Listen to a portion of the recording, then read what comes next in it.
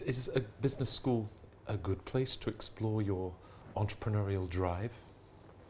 Yes, I think the answer is clearly yes. Of course, the stereotype about MBAs is that they are big corporation types, but that's actually not really true, because many MBAs later, at some point in their career at least, are pursuing their own ventures, and doing something entrepreneurial. And here they have the opportunity to try this out while they're here. And some of them are really taking this up, and are doing really, really exciting stuff. The MBA is a year of experimentation, where you're breaking out of your career. The MBA is not something where you should say, well, I've done this, and here I get this this training, and then I continue turbocharged in my old career. Actually, many people doing something completely different, and that's part of the value of it. So I think, yes, it is an opportunity to try that out. You place great emphasis on innovation. Is innovation something that you can teach? Yes. Innovation is what I have worked on for the last 25 years. And it is something that I do teach. Innovation is a craft. You can follow systematic steps of increasing the chances of doing something innovative. The specific character of innovation is that it is not linearly aligned. You can't predict the outcomes. You have to take loops. You have to be creative and and generate ideas, many of which won't work. So the way you go through this is less predictable than in other activities, but you can act in ways which maximize your chances. And yes, you can teach this. And like in everything, some people are natural and they find it more easier than other people, and some people have to stretch a little bit. But the basic approach to it is something that you can certainly learn.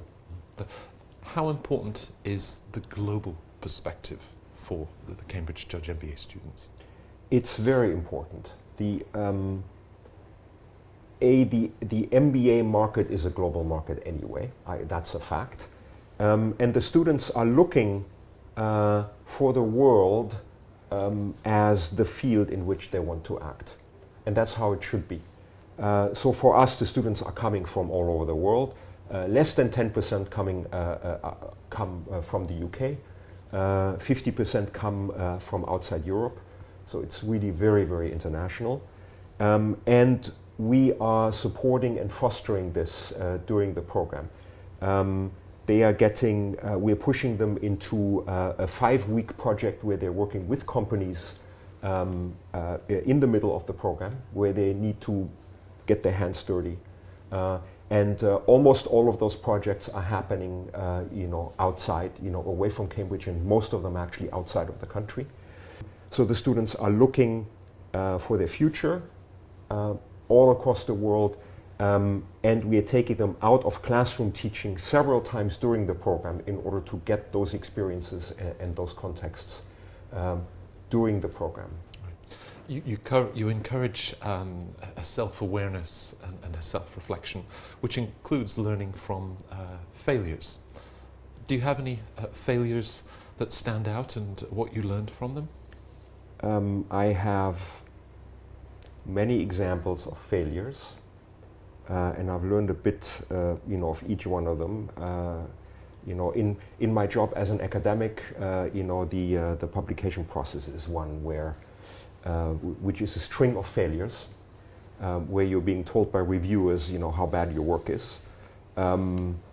It keeps you humble. It keeps you on your toes. There are, since I have come to Cambridge, initiatives that I have undertaken, which failed. Where I said, this is what we need to do, here's why it makes sense, let's try this, where either the people around me have told you, not such a good idea, maybe we shouldn't do it, so a couple of them I've dropped, a couple of them I've tried and they didn't work out, because people didn't like it, and at some point you say, I understand that this is not important enough to cause the upset that it is causing right now. And so explicitly I have taken the view that not all the initiatives that I will be pushing here will actually succeed. You have to try out things in order to make a change and be willing to let some of them go.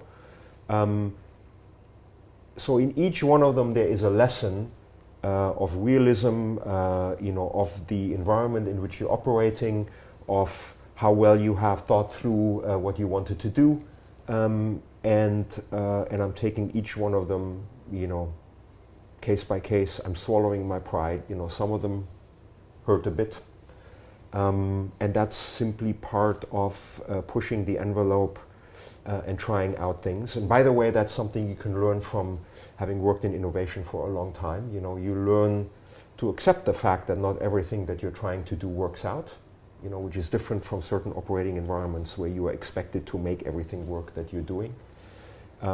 It's a cauldron of different things, and that's how I try to view them. You've enjoyed a distinguished career, awards, publications to your name, but if you hadn't become a business school professor and now the director here at Cambridge Judge, what did you hope to be when you were a young boy?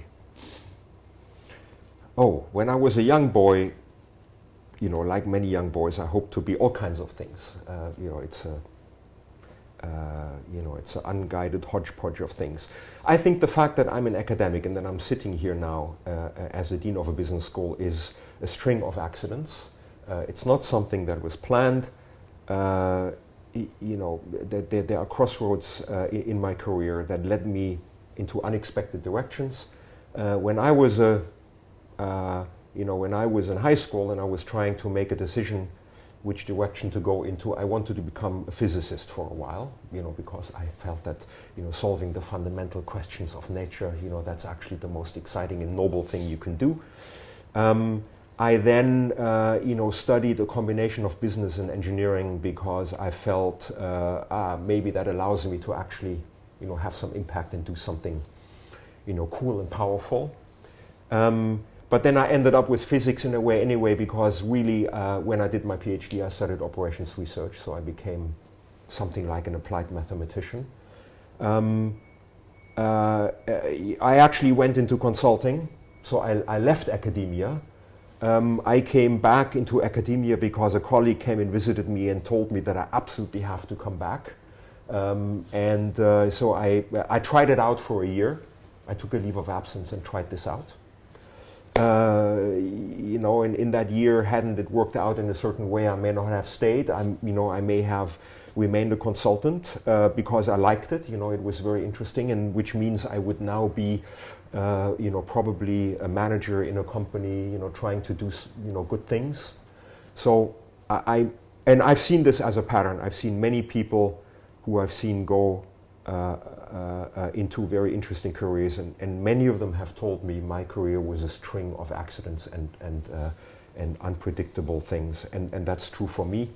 I think I got lucky a few times, and I'm happy where I am.